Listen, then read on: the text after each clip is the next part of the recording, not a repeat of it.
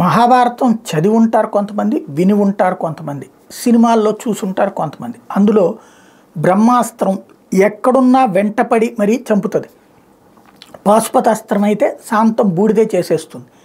అవి వాటిట్లో చెప్పబడ్డాయి, ఎప్పుడో వేల సంవత్సరాల క్రితం చెప్పబడ్డాయి. అవి మనం పుక్కిట పురాణాలను మాట్లాడేవాళ్ళు ఉన్నారు, కాబట్టి అది అవునని నమ్మేవాళ్ళు ఉన్నారు. కానీ ఈనాటి ఆయుధాలు అలాంటి తరహా ఆయుధాలు. ఫ్యాబ్ 500 అనేటువంటి బాంబు గైడెడ్ బాంబ్స్ రష్యా వాడుతోంది, ఉక్రెయిన్ మీద వాడుతోంది. ఈ బాంబులు ఎట్లా అంటే కిందకి వదిలేశాక అది సుఖోయ్ 34 లాంటి అత్యంత పవర్ఫుల్ F-16 యుద్ధ విమానాల కంటే పవర్ఫుల్ అయినటువంటి యుద్ధ విమానాలు అనమాట. వాటిట్లో నుంచి ఆ బాంబులు కిందకి వేస్తే అవి కిందకి పడ్డాక డైరెక్ట్గా ఎక్కడ మాబ్ ఎక్కువగా ఉన్నారు, మనుషులు ఎక్కువగా ఉన్నారో ఐడెంటిఫై చేసుకుని అక్కడికి వెళ్ళి పేలిపోతాయి. అది పెను విస్ఫోటనం. ఒక 30-40 మంది కాదు, 100 మంది ఒక చోట ఉన్న అందరూ తుత్తిని లేకపోతారు, ఒక్కళ్ళు బ్రతకరు.